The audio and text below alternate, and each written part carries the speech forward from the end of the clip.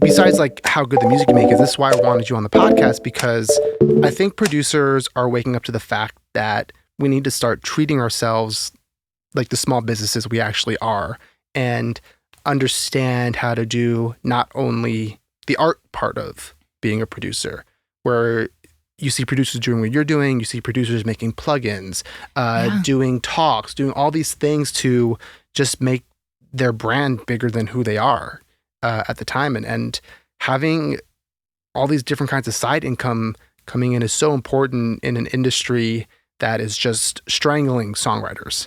Yeah, it's rough. I mean, it really is rough for, I would say, songwriters first, producers second. Absolutely. Producers, we still get fees, but like songwriters, it's tough out there. So I think it's cool that there are opportunities to, like you said, build a brand around what you do, because there is interest in what we do from more than just like the traditional music industry, right? Like you said, there's fans that want to engage with it.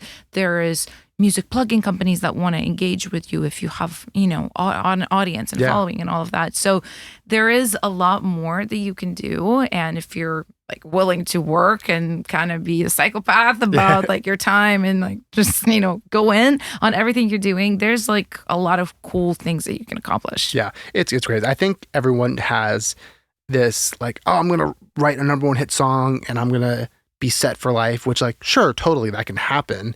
And we all want that.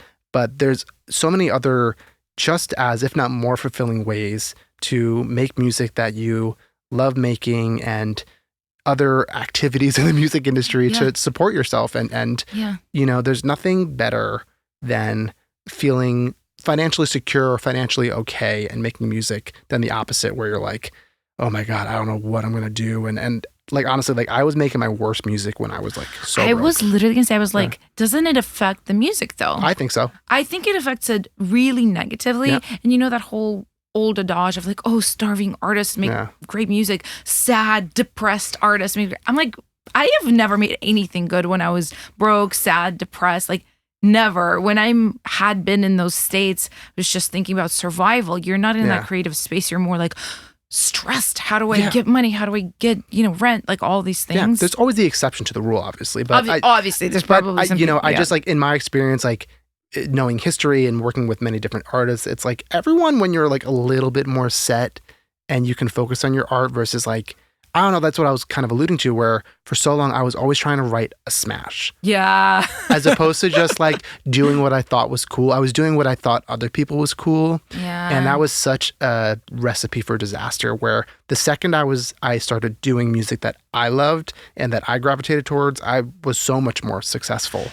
It's real. I was thinking about the same thing too right now. I was like, when I don't like my music that I've written from like a construction, like, oh, I'm just trying to get the hooks in there. Like all of that can be important, but like when you're just focused on that and it's nothing but I got to get a hit, I got to get other people to like it, I got to get a cut, I got to get money.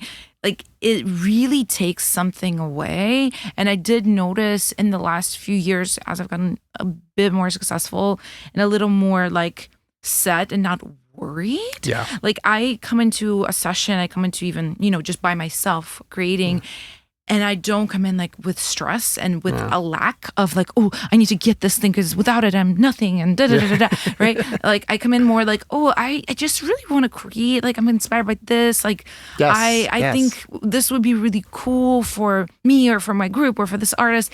And it's just so much more exciting that way, because I also am not like, oh, this has to be ahead. I'm like, it could be, but like also I just want it to be cool. Yeah. It's different. It's a different game. It's a different game.